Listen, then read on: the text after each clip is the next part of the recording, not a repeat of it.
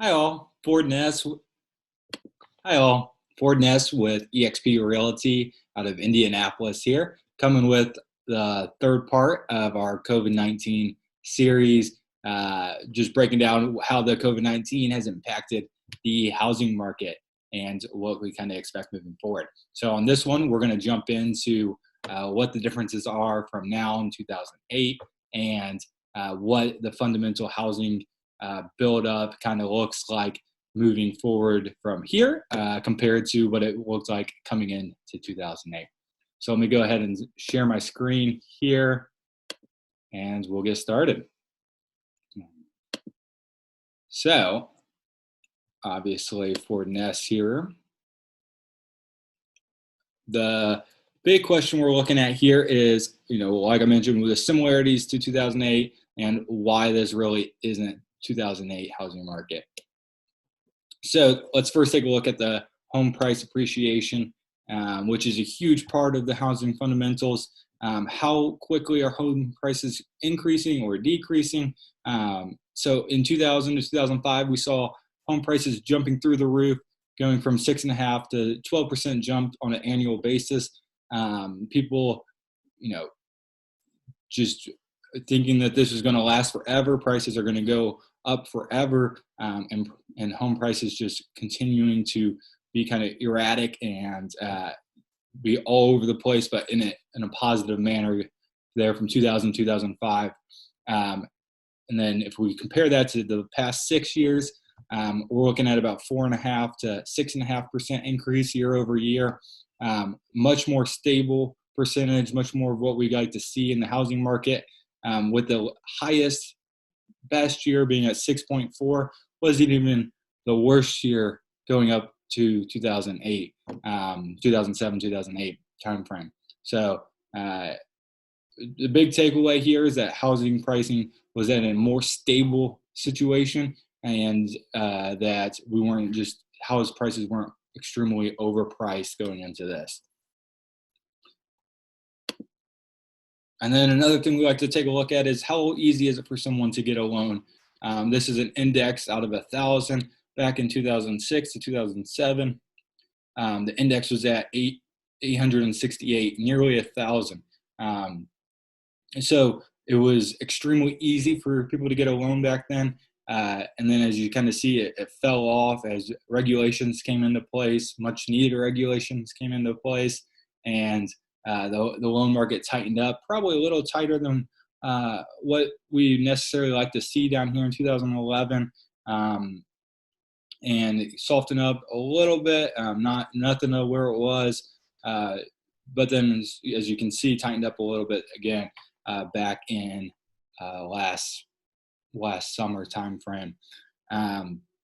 So the big thing here is that there's a misconception that anybody and everybody's been able to get a loan over the past 8 to 10 years, which is not the case. You definitely have to be well pre-qualified. You have to buy within your budget, so they're not overselling. People can't go out and get a loan for 60% of their income. The regulations have tightened up, and they're not just loaning to anybody, which is a good thing for our foundation and our fundamentals in the housing market. So that way we're not as as on edge with one thing pushing us over. Another big part here is, you always hear, is it a buyer's market or is it a seller's market? So, to kind of define that, a buyer's market is anything over that 7-month inventory. You kind of talk about inventory in the sense that if no more houses came to the market today, how long would it take us to sell the rest of the houses that we currently have? So if it took us over 7 months to sell that, we would be in a buyer's market. If it's under 6 months, we consider that a seller's market. So right now we're sitting at about 3 months, which is a strong seller's market. Really hasn't been this low in recent times. So sellers are in a good position to continue to sell their house, which is good for the underlying value. So if buyers continue to fall away, then we get back to a little bit more neutral situation, which some of my home buyers out there now have kind of felt the tension of trying to buy a house in this time period, and just trying to find the right house with other buyers coming to the table. Another big piece here is how much of Americans' money is in their house, or how much of it are they pulling out and using it for other things. So going into 2008, we were seeing on average, 240 to 300 billion dollars yearly being taken out of people's houses on top of their mortgage, to be used to remodel, be used to buy boats, buy houses, buy cars, buy other things that weren't being tied back into the house a lot of times. So sometimes more toys than business, which you can do what you want with your money, but as you can kind of see, we've learned our lesson as Americans. The total coming out at 232 billion isn't even as high as the lowest at 240 billion over the 3-year period. So Americans are pulling a lot less out of their house, leaving that in their house, so that way if there is another situation, they're able to have equity in their house, to either refinance and use the money to help them in the situation, or to sell and move on from that property while making a profit.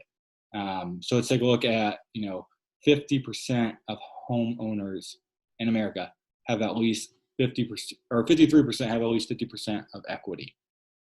So this is huge. This means that half of homeowners own at least half their house. So if there's a time, your house is worth $200,000, that means your mortgage is around $100,000.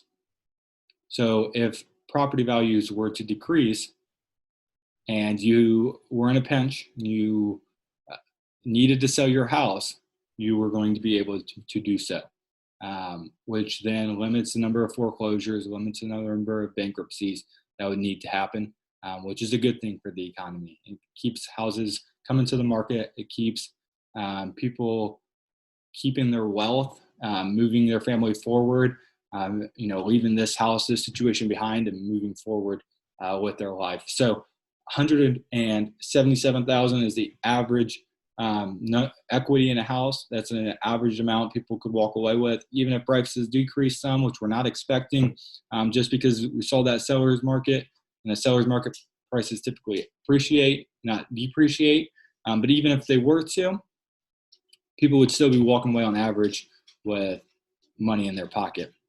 And then on top of that, 37% of all homes are owned free and clear. They don't have a mortgage on them, and they are not, if they needed to sell their house for the cash aspect, they could do many things besides that, pull out money in a home equity, or whatever the case is. They have options there, which is good to see. So thanks for tuning in. This is my last part of the COVID-19 series for now, and going to move into the fundamentals of buying a house, how some tips on how to go about that process in today's market, and then also selling a house, and more of the fundamentals of real estate on a personal level. And as always, if you have any questions, feel free to shoot them my way.